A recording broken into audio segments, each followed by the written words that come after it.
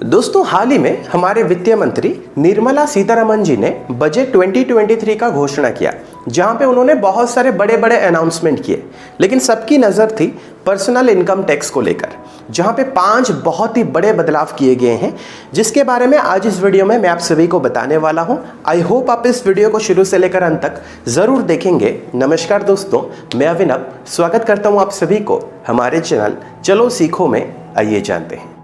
अब बजट 2023 में बहुत सारे बड़े बड़े अनाउंसमेंट किए गए, लेकिन सबकी नज़र थी पर्सनल इनकम टैक्स को लेकर, और यहाँ पे 5 बहुत ही बड़े बदलाव किए गए हैं। हमेशा यही कहा जाता है कि जो लोग बहुत ज़्यादा अमीर हैं उन्हें ही बेनिफिट्स मिलते हैं, या फिर जो लोग बहुत ज़्यादा गरीब हैं उन्हें भी बेनिफिट्स मिलते हैं, लेकिन जो लोग मिडिल क्लास होते हैं वो बीच में ही पिसते रहते हैं। इसीलिए इस बार जो बजट का ऐलान किया गया उसमें कहीं ना कहीं मिडिल क्लास को टारगेट किया गया है, और मिडिल क्लास लोगों को बहुत ज़्यादा बेनिफिट्स मिल रहे हैं। तो ये 5 बड़े बदलाव पर्सनल इनकम टैक्स में क्या क्या है उनके बारे में हम जान लेते हैं। अब सबसे पहला बदलाव हुआ है इनकम टैक्स रिबेट को लेकर। इनकम टैक्स रिबेट का मतलब क्या है? सिंपली अगर मैं आप सभी को बताऊं, इसका मतलब यह है कि आपकी इनकम जितनी है उसको देखते हुए आपको गवर्नमेंट को जितना टैक्स पे करना चाहिए, अगर आपने उससे ज़्यादा टैक्स पे कर दिया है तो आपको रिफंड मिल जाता है।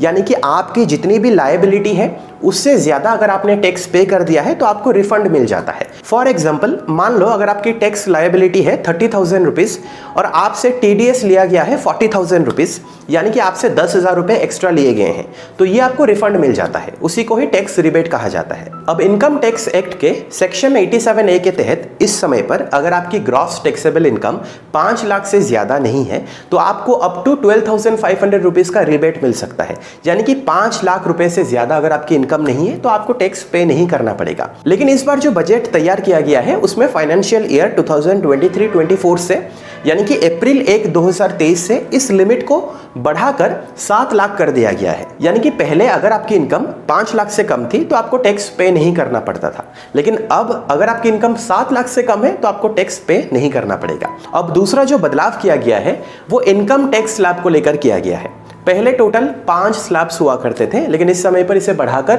6 स्लैब्स कर दिया गया है। पहले अगर आपकी इनकम 2.5 लाख तक थी देन आपको इनकम टैक्स पे नहीं करना पड़ता था। अगर आपकी इनकम 2.5 लाख से 5 लाख तक है देन आपको 5% इनकम टैक्स पे करना पड़ता है। अगर आपकी इनकम 5 लाख से 7.5 लाख है आपको 10% पे करना पड़ेगा। अगर आपकी इनकम 7.5 लाख से 10 लाख के बीच है आपको 15% पे करना पड़ेगा। और अगर आपकी इनकम 10 लाख से ज्यादा है देन आपको 20% इनकम टैक्स पे करना पड़ेगा। अब जो बजट तैयार किया गया है जिसमें 6 स्लैब्स आपको देखने के लिए मिलेंगे, यहाँ पर जो इनकम टैक्स स्लैब है वो क्या है? अगर आपकी इनकम 3 लाख से कम है आपको टैक्स पे नहीं करना पड़ेगा। अगर आपकी इनकम 3 लाख से 6 लाख है आपको 5% इनकम टैक्स पे करना पड़ेगा। अगर आपकी इनकम 6 लाख से 9 लाख के बीच है देन आपको 10% इनकम टैक्स पे करना पड़ेगा। अगर आपकी इनकम 9 लाख से 12 लाख है आपको 15% पे करना पड़ेगा। अगर आपकी इनकम 12 लाख से 15 लाख है आपको 20% पे करना पड़ेगा। और अगर आपकी इनकम 15 लाख से ज्यादा है देन आपको 30% इनकम टैक्स पे करना पड़ेगा। इसका मतलब यह है कि अगर आपकी एनुअल इनकम है 9 लाख रुपीज, 9 लाख रुपए, तो इस समय पर जो करंट इनकम टैक्स स्लैब है उसमें आपको जो इनकम टैक्स पे करना पड़ेगा वो है 60,000 रुपीज। लेकिन जो नया स्लैब तैयार किया गया है उसमें जो आपको इनकम टैक्स पे करना पड़ेगा वो सिर्फ 45,000 रुपीज ही पे करना पड़ेगा, which is 5% of your income. और अगर आपकी इनकम 15 लाख रुपए है तो आपको पहले कितना इनकम टैक्स भरना पड़ता था? आपको पहले भरना पड़ता था 1,87,500 रुपीज। अब नए बजट में आपको टोटल कितना पे करना पड़ेगा? सिर्फ 1.5 लाख रुपए, that is 10% of your income.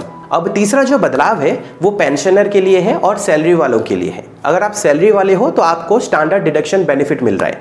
अगर आपकी इनकम 15.5 लाख से ज्यादा है देन आपको 52,500 रुपीज का बेनिफिट मिल रहा है। अब चौथा जो बदलाव किया गया है वो सरचार्ज रेट पर किया गया है। सरचार्ज रेट का मतलब क्या है? जो लोग बहुत ज्यादा पैसे कमाते हैं उनको सरचार्ज रेट देना पड़ता है। इस समय पर जो सरचार्ज रेट है वो आप साइट पे चेक कर सकते हो। जो लोग साल में 50 लाख से 1 करोड़ तक कमाते हैं उनको 10% सरचार्ज रेट पे करना पड़ता है। जिनकी इनकम 1 करोड़ से 2 करोड़ के बीच है उनको 15% पे करना पड़ता है। जिनकी इनकम 2 करोड़ से 5 करोड़ के बीच है उन्हें 25% पे करना पड़ता है। और जिनकी इनकम 5 करोड़ से ज्यादा है उन्हें 37% पे करना पड़ेगा। अब इस साल के बजट में क्या किया गया है? जो लोग 5 करोड़ से ज्यादा कमाते थे उनको 37% पे करना पड़ता था सरचार्ज रेट, इसको भी घटाकर 25% कर दिया गया है। यानी कि अबव 2 करोड़, चाहे आप 2 करोड़ कमाए, 5 करोड़ कमाए या फिर 10 करोड़ कमाए, सरचार्ज रेट 25% ही होगा। अब इससे हुआ क्या है, जो हाईएस्ट टैक्स रेट 42.74% हुआ करता था, अब ये घटकर 39% हो गया है। अब जो आखिरी बदलाव किया गया है, ये एक बहुत ही बड़ा बदलाव है लीव एनकैशमेंट को लेकर। लीव एनकैशमेंट का मतलब क्या है, देखिए जो लोग नॉन गवर्नमेंट सैलरीड एम्प्लॉयज़ हैं उनको छुट्टियां मिलती है। अगर वो छुट्टियां नहीं लेते हैं, वो क्या होता है, ईयर एंड पर ऐड होता रहता है। बाद में रिटायरमेंट के समय पर जितनी भी छुट्टियां आपने नहीं ली है उसके बदले आपको पैसे मिल जाते हैं, उसे लीव एनकैशमेंट कहा जाता है। यानी कि लीव के बदले आपको कैश मिलता है।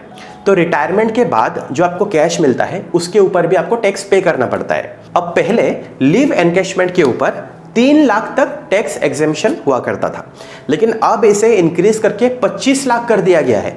25 लाख तक टैक्स एग्जेम्पशन आपको मिल जाएगा। अब लीव एनकैशमेंट के ऊपर लास्ट टाइम जो टैक्स एग्जेम्पशन वाला रूल लागू किया गया था वो 2002 को किया गया था, अब किया जा रहा है 2023 को। तो फिलहाल यही ऐसे 5 बड़े बदलाव हैं जो पर्सनल इनकम टैक्स में इस साल के बजट में किए गए हैं। आई होप आपको इस वीडियो से इन पांचों के पांचों बड़े बदलाव के बारे में कुछ ना कुछ जानकारी जरूर मिली है। अगर आपको ये वीडियो पसंद आई है, इस वीडियो को आप लाइक करें और अपने दोस्तों के साथ ज़्यादा से ज़्यादा शेयर ज़रूर करें। अगर आपको फाइनेंस से रिलेटेड, अर्निंग से रिलेटेड वीडियोस देखना पसंद है तो आप हमारे चैनल को ज़रूर सब्सक्राइब करें, क्योंकि मैं ऐसे इंटरेस्टिंग वीडियोस आप सभी के सामने लाता रहता हूँ। अगर आपको कोई इंटरेस्टिंग टॉपिक चाहिए नीचे कमेंट सेक्शन पे ज़रूर बताएगा, मैं उसके ऊपर ज़रूर एक वीडियो बनाऊंगा। मिलता हूँ अगली वीडियो में एक और इंटरेस्टिंग टॉपिक के साथ। फिलहाल के लिए वीडियो में इतना ही। देखने के लिए बहुत बहुत शुक्रिया।